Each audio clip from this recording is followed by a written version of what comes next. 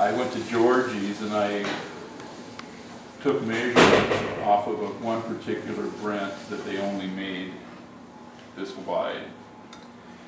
And I expanded it to 32 inches, or 30 inches, something like that. And Gail, having welding skills, took a class at this community college in the PCC system.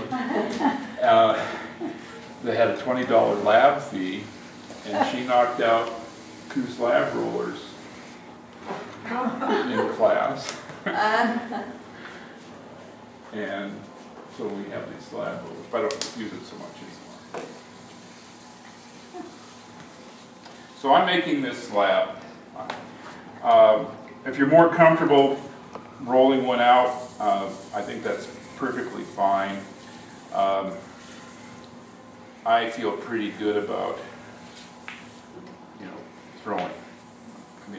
I mean, going back to college, I started off as a hand builder because I just couldn't figure out the throwing thing at all. I think I've got it figured out, and I'm just going to make a nice slab. Now, this is an important conversation because my students at Mount Hood have challenged me on this one. It's a terrible, terrible confession of sorts.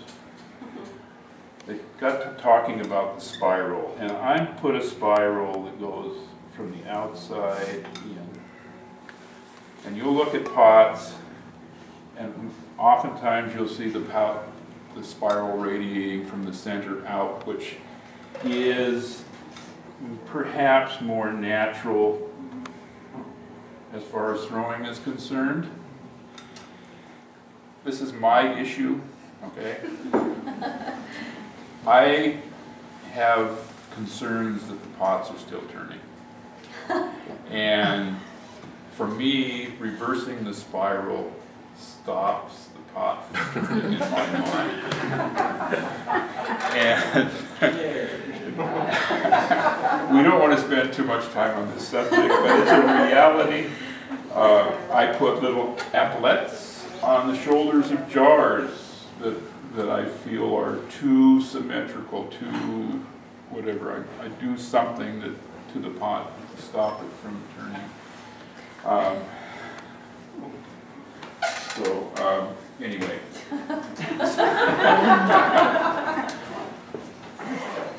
We all have our little things. Too many years in the basement? Or? So starting in the 70s.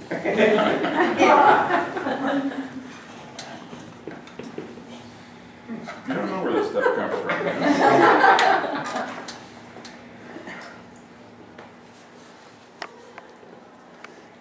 And I'm trying to get this fairly well centered because the next step is adding the top, and that will matter. Everybody's used one of these before? Yes, no, maybe? Yes. Sureform blade. There's this wonderful edge on it that never gets used for anything except that it really does work well for scoring. I could never figure out how to do that thing with a fork, but I seem to be able to score pretty well with. Oh, great! Now our blades from Sureform are coming up. Yeah. And this material I'm putting on here is the bottom of my throwing bucket. It's not magic water, it's not Magic, I love magic water. it's not anything else. It's just the bottom of my throwing bucket. I think some of the material in the bottom of my throwing bucket is decades old. So it's kind of like keeping the yeast going. I really stand by it. So.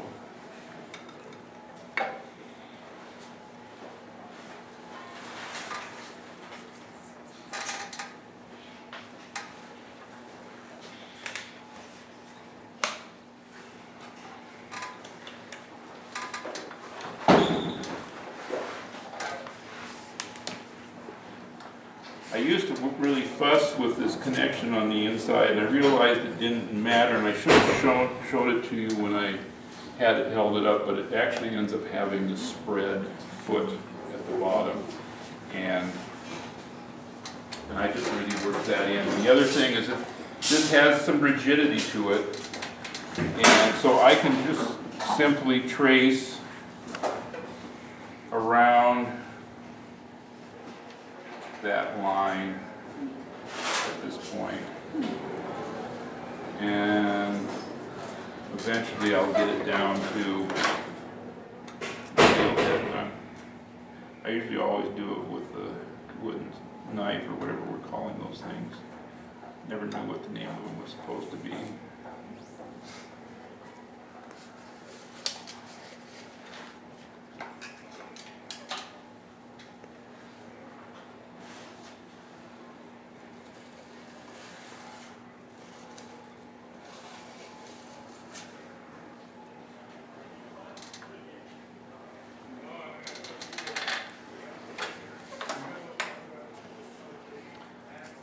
One little spot that needs a little addition of clay.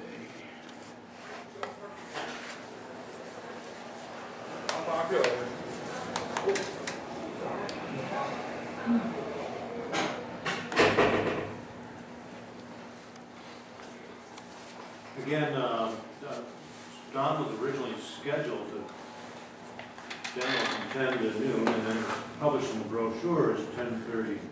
It's a little confusing. Don's agreed to come back after a lunch break and do another 2 hours from 1 to 3, and you're all invited to come back at that.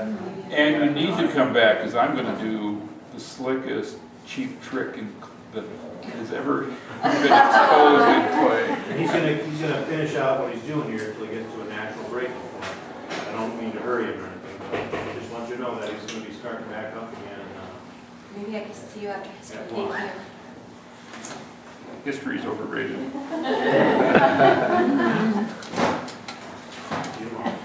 So, where did I go? There it is.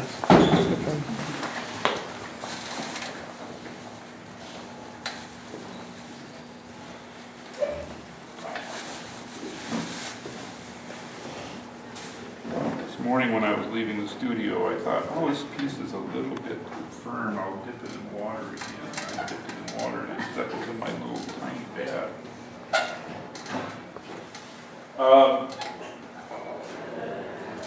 I don't want anybody to think that I'm working under difficult circumstances if I look like I'm reaching for things and not finding them.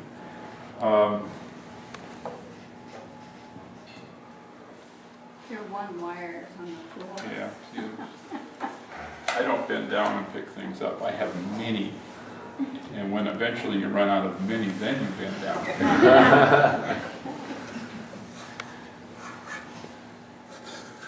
I probably have 45 or 50 needle tools. I have a large collection of unused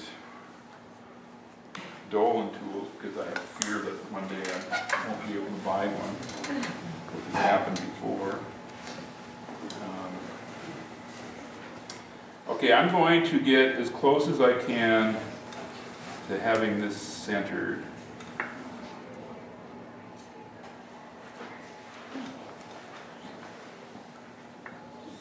And I feel like I'm drifting further and further away. Why is that happening?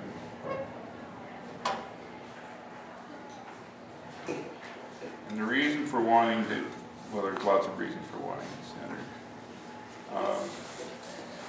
That's pretty close.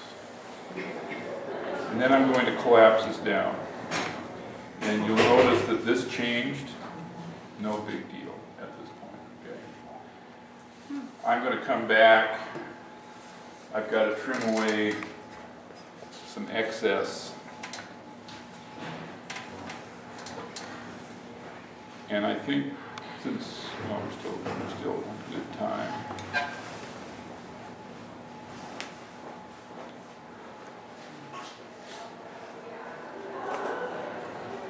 So I'm just cleaning out that extra material that was down against the wheel head. Making making sure that we're really pretty close here.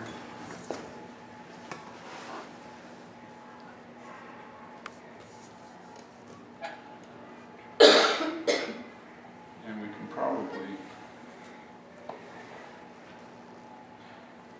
I get a very, very slight impression on the inside of where I'm going, so I can cut away what I know is actually going to be excess.